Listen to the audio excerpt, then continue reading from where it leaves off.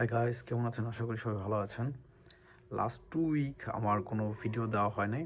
সেজন্য আমি অ্যাকচুয়ালি খুবই ব্যস্ততার কারণে আমি 2 উইকসে কোনো ভিডিও দিতে পারি নাই। যাই হোক, আজকে অফিসের লাঞ্চ টাইমে আমি এই ভিডিওটা করতেছি আপনাদের জন্য। যারা কোরিয়াতে আপনার F3 ভিসায় মানে হাসব্যান্ড বা ওয়াইফ কোরিয়াতে জব করে, স্পাউস ভিসায় F3 তে আপনার ওয়াইফকে আনতে চান বা আপনার হাসব্যান্ডকে বাংলাদেশ থেকে আনতে চান, সেক্ষেত্রে হচ্ছে কিছু আপডেট হয়েছে ইমিগ্রেশনে। সো যারা বাংলাদেশ থেকে F3 ভিসাতে অ্যাপ্লাই করবেন তাদের হচ্ছে রিসেন্টলি হচ্ছে আপনার হাজব্যান্ড যদি কোরিয়াতে জব করে তাহলে হচ্ছে আপনার হাজব্যান্ডের KIPV2 level 2 certificate, level 2 complete certificate লাগবে, অথবা টপিক 2 সার্টিফিকেট লাগবে F3 ভিসার জন্য ওয়াইফের। এটা নতুন অ্যাড করছে। আরেকটা বিষয় হচ্ছে F3 ভিসায় কোরিয়াতে আসার পর এখন ওয়াইফ কোরিয়াতে আসার পর আপনার আগে জব করতে হলে জাস্ট কিছু সেক্টর ছিল, সেটা একটু চেঞ্জ করে ইমিগ্রেশন সে এখন যে কোনো সেক্টরে জব করতে পারবে, কিন্তু কয়েকটা সেক্টর বাদ দিয়ে, যেমন লাইক আপনার কোনো ভয়েস ফিশিংয়ের সাথে জড়িত থাকতে পারবে না, এসব জব করতে পারবে না, কোনো ক্লাবে জব করতে পারবে না, অথবা কোনো বারে জব করতে পারবে না, বা কোনো একাডেমিক প্রতিষ্ঠান যে জায়গায় টিচিং পেশা নিযুক্ত এরকম বা টিচার, এইসব জব করতে পারবে না। এইসব জব বাদে আপনার যে কোনো ফ্যাক্টরি, কনভিনিয়েন্স স্টোর, এইসব জব করতে পারবে। এটার জন্য আপনার ইমিগ্রেশন থেকে একটা আপনার অ্যাপ্লিকেশন লাগে, যেটা হগা বা অ্যাপ্লিকেশন, এটা নিতে হবে। নেওয়ার পর কাজ করার 14 দিনের মধ্যে, কাজে জয়েন করার 14 দিনের মধ্যে অবশ্যই ইমিগ্রেশনে রিপোর্ট করতে হবে। এই দুইটা জিনিস এখন নতুন আপডেট হয়েছে কোরিয়ান ইমিগ্রেশন থেকে। এবং স্পাউস একটা গুড নিউজ, যারা D2 ভিসায় কোরিয়াতে মাস্টার্স বা PhD করতেছে, তাদের স্পাউস যদি কোরিয়াতে আনে, 1 বছর পর যদি কোরিয়াতে আনে, তাদের স্পাউসও কোরিয়াতে আপনার F3 ভিসায় জব করতে পারবে এবং ফুল টাইম জব করতে পারবে। সেক্ষেত্রে আপনার হাজব্যান্ডকে সাপোর্ট করতে পারবে। সো হাজব্যান্ড স্টাডি করবে, ফুল টাইম মাস্টার্স বা PhD করবে, তো তার স্পাউস কোরিয়াতে আপনার F3 ভিসায় আসলে আপনার ফুল টাইম জব করতে পারবে।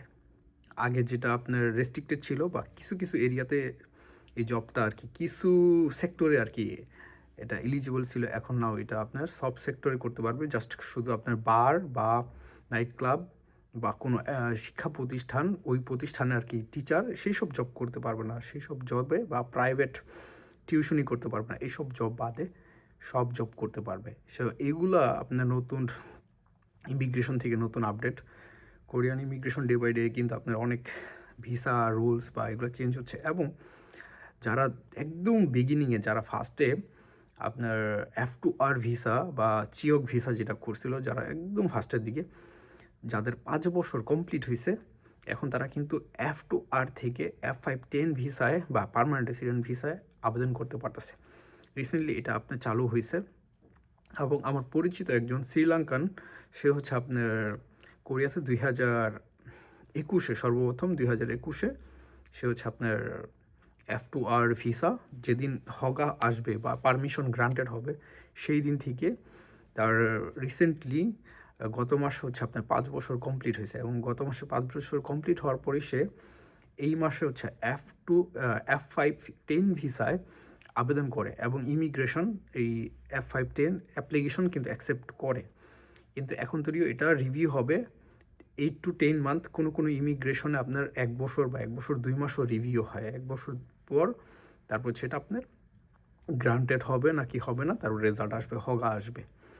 সো এগুলো ভিসা ক্যাটাগরি একটু চেঞ্জ হয়েছে, বাদ বাকি সব আগের মতনই আছে। এখন যারা মাস্টার্স বা PhD কোরিয়াতে করতেছে, তাদের ওয়াইফ যদি কোরিয়াতে F3 ভিসায় আসে, সে কিন্তু ফুল টাইম জব করতে পারতেছে। সো এখানে একটা আমাদের জন্য একটা মানে খুব ভালো একটা অপরচুনিটি।